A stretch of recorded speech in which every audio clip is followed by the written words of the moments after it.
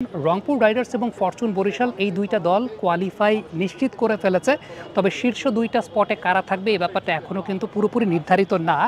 এই সময় কিন্তু শোনা যাচ্ছে যে বেশ কয়েকটা বড় নাম বিপিএলের মধ্যে আসতে যাচ্ছে। ডেভিড ওয়ার্নার, তিনি যদি এই সময়টায় ফ্রি থাকেন তাহলে ডেভিড ওয়ার্নারের ইনক্লুশনটা রংপুর রাইডার্সে হতে পারে, এবং রংপুর রাইডার্সের টিমের ডিমান্ড অনুযায়ী কিন্তু ডেভিড ওয়ার্নারের একটা ডিমান্ড অবশ্যই আছে, কারণ ওপেনিং স্লটটা থেকে তারা একেবারেই খুব বেশি আস্থাশীল ব্যাটিংটা পারছে না।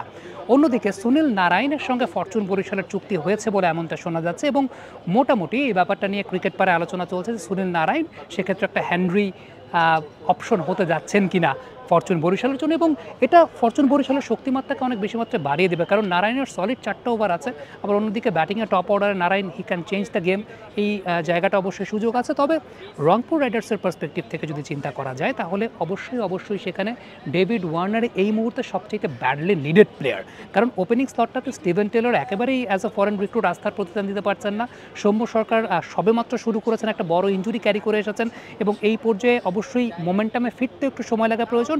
তবে সৌম্য সরকারের 2024 সালটা নিয়ে যদি একটু কথা বলতে চাই, অফ স্পিনার এগেনস্টে 2022-23 সালে তাকে স্ট্রাগল করতে দেখা গিয়েছিল, এবং এই অফ স্পিনার এগেনস্টে তার স্ট্রাইক রেটটা যদি আমরা একটু খেয়াল করে দেখি টি-20 ক্রিকেটে, অর্থাৎ ঘরোয়া টি-20 ক্রিকেট বা স্বীকৃত টি-20 ক্রিকেটে, সেক্ষেত্রে দেখবেন 100-র নিচে ছিল, যেটা 2024 সালে 140-এর উপর তিনি স্বীকৃত টি-20 ক্রিকেটে অফ স্পিনার এগেনস্টে তার স্ট্রাইক রেটটা মেনটেন করেছেন। সো এই ফ্লোটা তার মধ্যে আছে, কিন্তু সেই ফ্লোটা ক্যারি করাটা একটা ইঞ্জুরির পর একটু ডিফিকাল্ট ব্যাপার। সো এই জায়গাটা একটা স্টেবল ব্যাটার দরকার, এবং যেমনটা শোনা যাচ্ছে যে ডেভিড ওয়ার্নার হয়তো বা সেই জায়গাটা আসতে পারেন। তবে আমার কাছে মনে হয় যে রংপুর রাইডার্সের এই সময়টাতে অপশন যেগুলো হতে পারে, ডেভিড ওয়ার্নার তো অবশ্যই আছেন, রাহমানুল্লাহ গুরবাজকে যদি পাওয়া যায় সেটা অবশ্যই একটা অনেক বড় অপশন হতে পারে। শ্রীলঙ্কা থেকে আপনি প্রথম নিশাঙ্কার ব্যাপারেও চিন্তা করতে পারেন।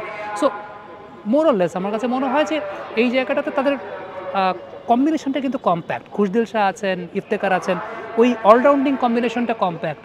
বোলিংয়ে আকিব জাভেদ আছেন, একটা হ্যান্ডি স্টাফ তাদের জন্য। তবে ওপেনিং স্লটটা বা টপ অর্ডার স্লটটা ডেভিড ওয়ার্নার যদি আসেন অবশ্যই সেটা বেশ ভালো।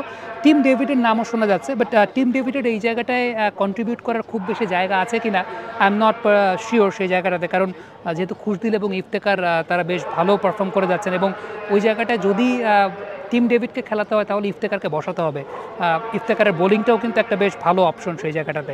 সো আমার কাছে মনে হয় যে David Warner can be a very handy part, এবং আরেকটা অপশন তো অবশ্যই থাকে যদি রাহমানুল্লাহ গুরবাজকে পাওয়া যায়। নট শিওর যে সেটা পাওয়া যাবে কিনা, এখন পর্যন্ত ওয়ার্নারের নামটাই সবচেয়ে বেশি শোনা যাচ্ছে।